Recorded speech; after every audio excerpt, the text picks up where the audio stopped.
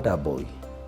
I'm a Catholic, so I did work, church work for many years when I was young. As an altar boy, I was helping the priest. In fact, I almost maybe became, joined the fatherhood, but it never happened. So that is the way the discipline is, because you are taught about somebody's property. You could not even pick, or you are walking and there is a coin that has dropped, you want to pick it. You'll be asked, where did you get it? That I was just walking, So the discipline started a long time ago, and just to be contented on what you are and what you have. You are contented on what you have. So I think, and when I joined the police, the police also helped a lot, because in the police there are two things. Either you have discipline, self-discipline yourself, or if you don't have, there is now what they call enforced discipline. So either way, you have to be disciplined. And since I was employed, I can say I've never been taken to before my seniors on accusation of any disciplinary offense. I've never. In my record in this working in the police, I'm still a police officer up to now. Maybe, I don't know tomorrow, but as I am talking, there's no day I was called upon with my seniors to face a disciplinary action, no. So, and imagine I worked in traffic. Where there are a lot of temptations. The public will come and want to take you to a different direction which you are not supposed to. Because when we talk of corruption, it's the society, it's not the police. It's the society. A police cannot start corruption alone until he interacts with the members of the public. So, and up to where I am. So I don't think something can make me feel like I need also to compromise my integrity at the level now where I am and looking after the members' savings. It will be bad for me to do that.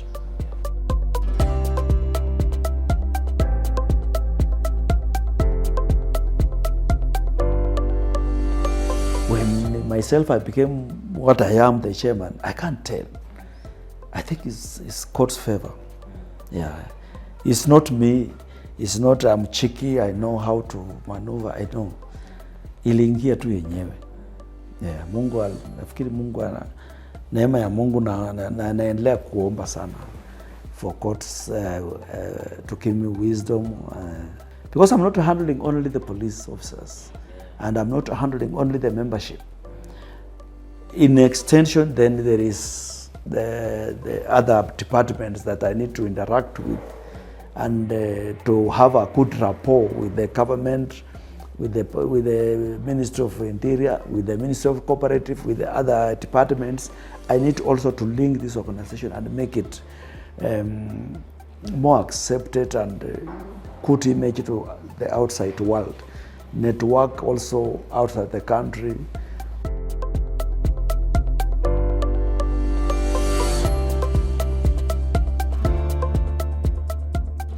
I was impressed. He has information about us so much so that one made me to feel comfortable even having that chat. When you are told you are going to meet the president of the country, the way you feel like, oh my God, how am I going to start the conversation? No, it's the one who starts a friendly conversation and you feel like, oh, so I'm talking to just an ordinary person. He makes that environment a conducive environment for engagement.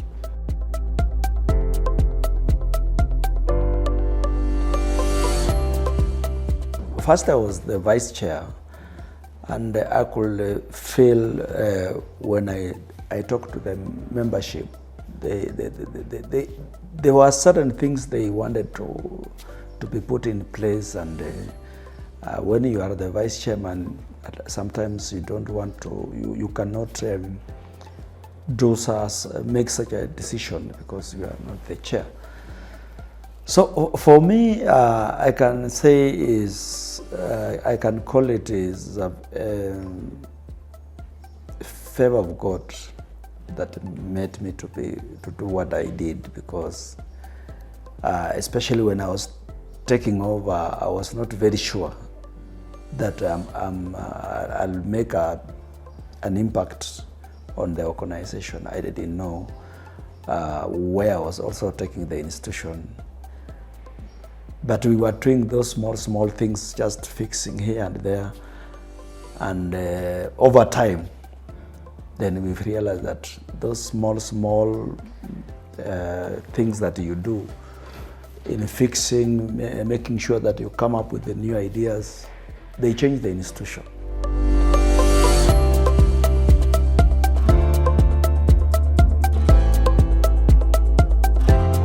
If I take you back to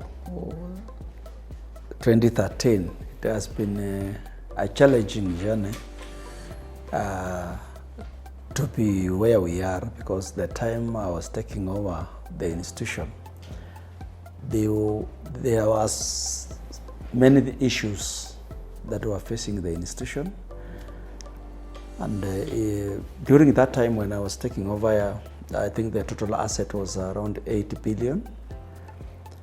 And we had not done a lot on digitalization. We also, when I took over, we were still in the old building, which I started now working on building this where we are now, the headquarters, under my leadership. So we did this building during my time. So even the members getting loans was difficult. Also, the records, the registry was somehow chaotic. It was not properly organized. So we could have issues of missing files, delay in loans. We are doing badly in liquidity. So it has been hard time being where we are now currently. You can say we worked on how we, also the structure, the governance structure, we worked on it, make sure that all start with the governance. The board of directors, we made sure that all the directors are well trained, especially on governance issues. Also now embarked on the trainings to empower the members, empower the leadership, the delegates, build capacity of the staff, and also bring in more professionals, employing qualified staff, building their capacity. Those who are still there build their capacity so that they can handle the magnitude of how the SACCO is growing.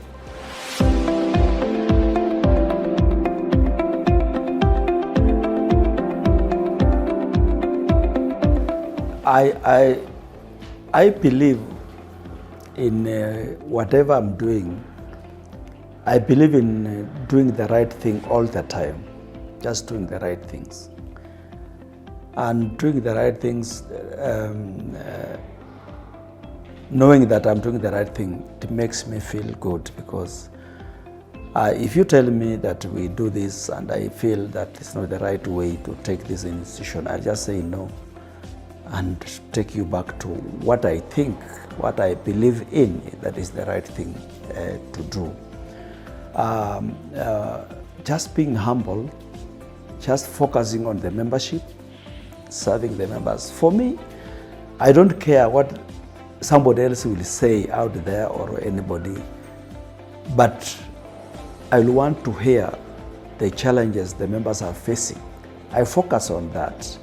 I focus on the giving service to the members of this organization, knowing their needs, understanding the challenges they are going through.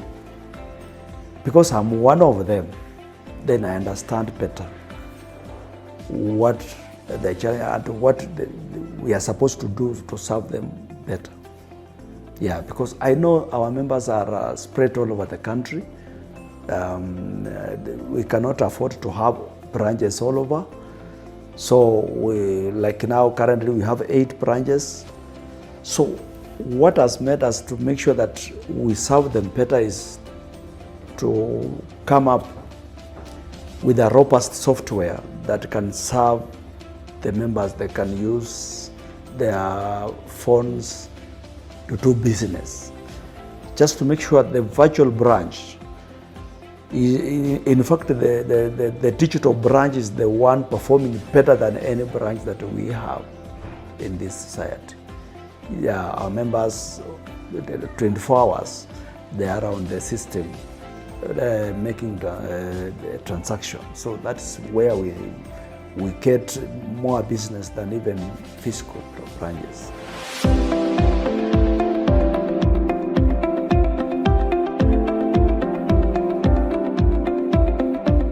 It must be around 30,000. Yeah, around 30,000 with 8 billion. Currently we are doing over 72,000 members, and we have almost hit 50 billion total assets.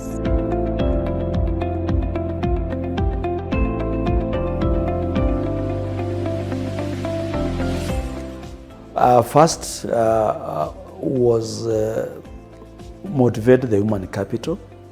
That was the first step. Take care of the staff, motivate them, let them own the institution. Then we also wanted to get the confidence of the membership. Then we through education, we went out, talked to the members. We started those programs of financial literacy. Our members to understand when they take their loans, how to utilize the loans, where to invest, where we tell them where not to put their money after taking the loan, how they should also have the culture of saving. We cultivate the culture of savings to our membership. We looked at the share capital that we have, and we talked to the members. We said it's very important for them to increase the capital share to a level where we can be comfortable, because if you capitalize the institution, that is the money, free money you use to give them service. We don't borrow. We don't borrow from any other financial institution. We use our own resources to give them loans to do all the operations. So, and we, through that education, we also told them that the dividend will not be a benchmark on the performance of the board and the management. We will look at the service delivery. How efficient are we? So we will look at how we will increase the share capital when we are paying dividend. We will be conservative. We will be paying them and retaining more. We retain more. As we give them the surplus, we retain more money to the institution so that we build our financial capacity. As a policy, as a SACCO now, we said, the time we are declaring the surplus, we pay dividend, we will be retaining 20% of the surplus back to the institution, or 1 billion, whichever is higher. And we have been doing for all these years, and I can tell you, The core capital of this organization is now 16.5 billion. That is sitting on it. That is how we give loans to our members as they come. We are continuing to capitalize, to retain, a lot of retention, so that we build the institution, and the institution will be able, if we capitalize the organization the way we have done, that is why we are able to give back to the community. You have heard us coming up, building a dispensary.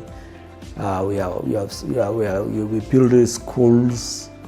We do other CSR, and the recent one is now when we came up with the stadium, and we handed over to National Police Service the stadium so that the members can use it.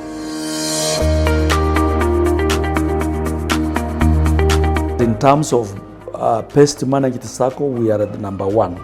You remember that just 1 month ago, we were given a trophy by the president by being the best overall pest managed Sacco in the country.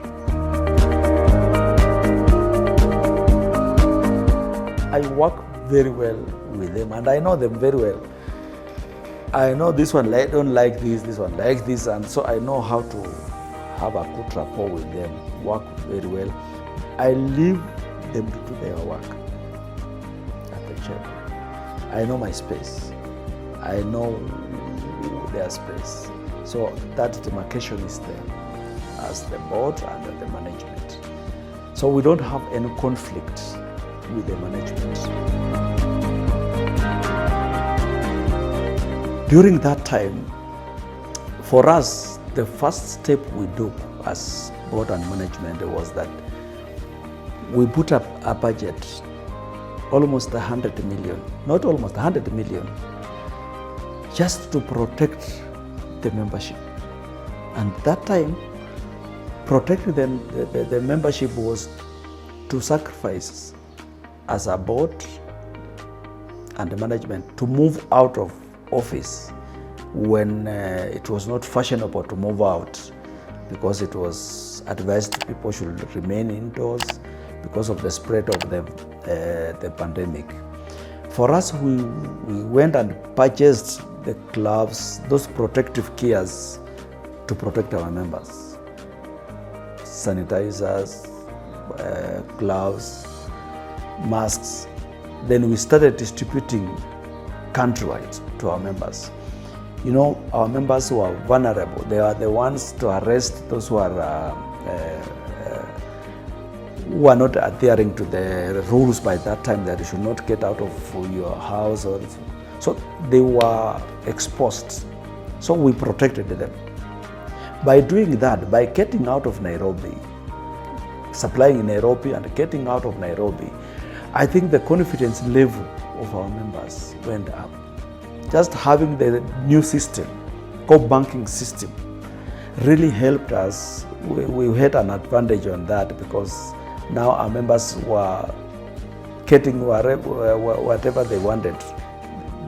They could do business. In fact, we were doing like that 5% of the business on that, 40% on the system.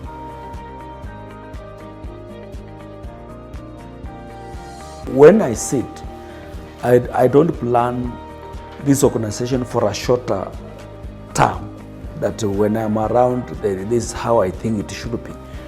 We are looking at the bigger picture of this organization, 50 years, how it's going to look like. And this is my vision, the way I look at it in 50 years to come, 20 years to come from now. This will be the best financial institution around if it continues moving the way it is moving.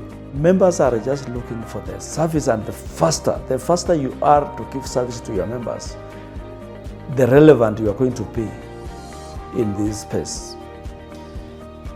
So I'm looking at this organization in the near future being maybe the regional institution that is tapping members from the East African community. The East African community stretches to Rwanda, DRC, Tanzania, Uganda. We will find that because of the digital space, then because right now we still have members who are in diaspora, who are our members, and they are transacting, they are putting money here, there. So I'm saying having members from these other neighboring countries, and the SACCO will be so big.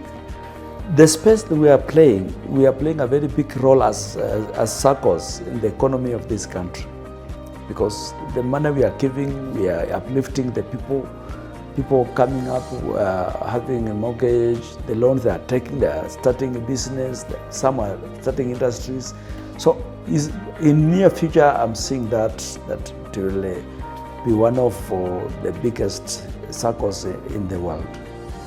Sometimes people think when a SACCO becomes big, then it can turn to be one of the banks. No, the model is different.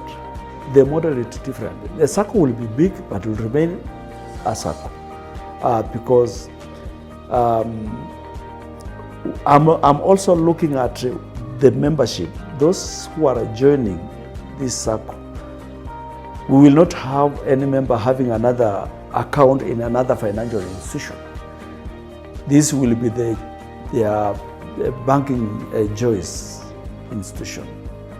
So if you go to the US, Canada, you will see the membership, 2.1 million members. And you see we are still talking of less than 100. We are talking of some having 300 in this country. That is still a limited number. We need a SACCO that will have 1 million members.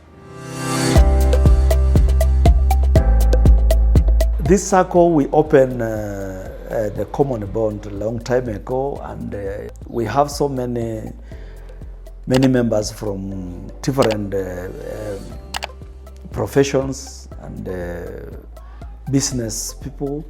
So we open. I just encourage whoever feels that can come and invest, be a member in the Police SACCO. They are most welcome. If we want to strengthen the SACCOs, we need to strengthen the regulations. We need to have a very strong regulator. We need to make sure that the regulator is empowered financially and also in terms of staff. We need to make sure that they scale up the staff, because the regulation says every year they should be doing on-site inspections.